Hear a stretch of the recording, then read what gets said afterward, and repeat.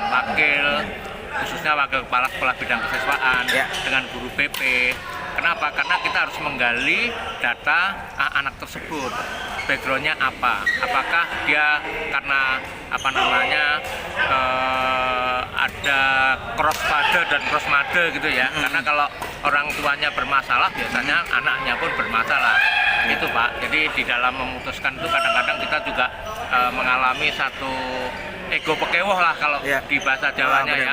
Sehingga seharusnya kalau kepala sekolah itu kan manajerial ya, keputusannya berdasarkan data ya. Kalau memang anak tersebut harus di-cut, ya di-cut. Tapi kadang-kadang ya gitu, menghadapi anak yang istilahnya dalam tanda kutip ya, ekonomi tidak mampu, anak itu kalau dikeluarkan pindah sekolah lagi juga dia tentunya berat, perlu biaya.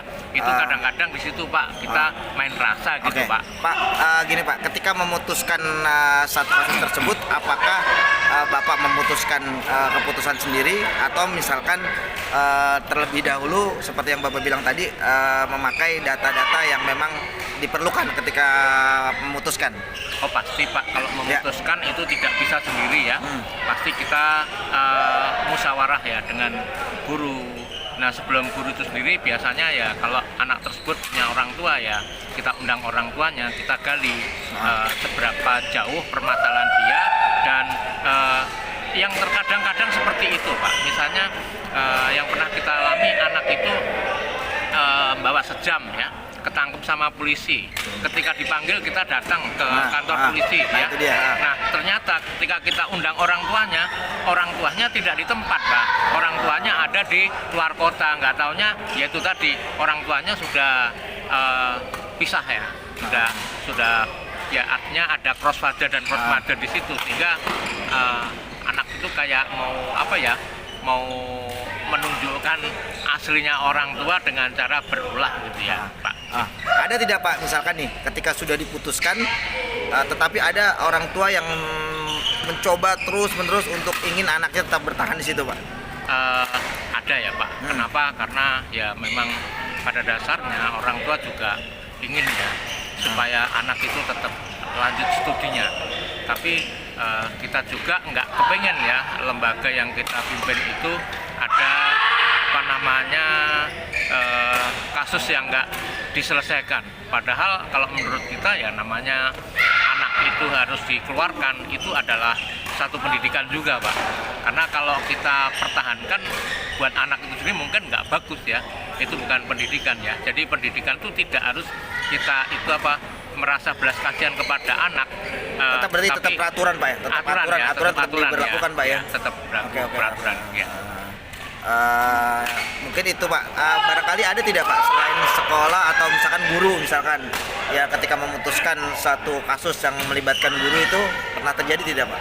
Ya ada saja Pak, namanya kita ngelola sekolah juga sudah lama ya. Ya tidak selalu yang saya contohkan tuh sekolah yang sekarang ini saya lagi pimpin ya. Tapi permasalahan guru kan kadang-kadang unik ya. Ada guru yang sengaja ke anak itu terlalu dekat ya, sehingga tidak adil di dalam memberikan penilaian, sehingga anak yang peringkatnya di bawahnya itu malah nggak naik kelas, yang peringkat justru yang itu malah naik kelas. Itu orang tua kan timbul pertanyaan komplain. Kemudian dia akan membandingkan, mengkompar dan tentunya menuntut keadilan juga. Itu bagaimana tuh Pak kasus seperti itu? Itu kan dilema itu. Dilema. Kalau ada kasus seperti itu ya kita fair-fairan aja gitu. Fair-fairan aja. Ada apa sih sebenarnya gitu loh. Kalau memang dia membuat keputusan tidak adil, ya kita juga berikan juga punishment kepada guru yang memang tidak adil. Kenapa? Karena guru itu harusnya ya memberikan rasa keadilan kepada anak muridnya. Jangan satu merasa dekat terus satu diangkat, itu nggak fair juga gitu Pak. Kalau saya tetap itu Pak, pokoknya aturan yang ditegakkan ya.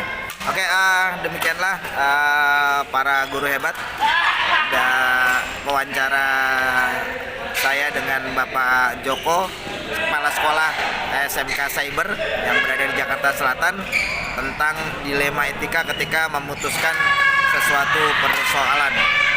Terima kasih Pak Joko Sama-sama, atas Pak Heru. waktunya. Terima Salam kasih guru juga. hebat semuanya. Siap. Selamat sore. Sore.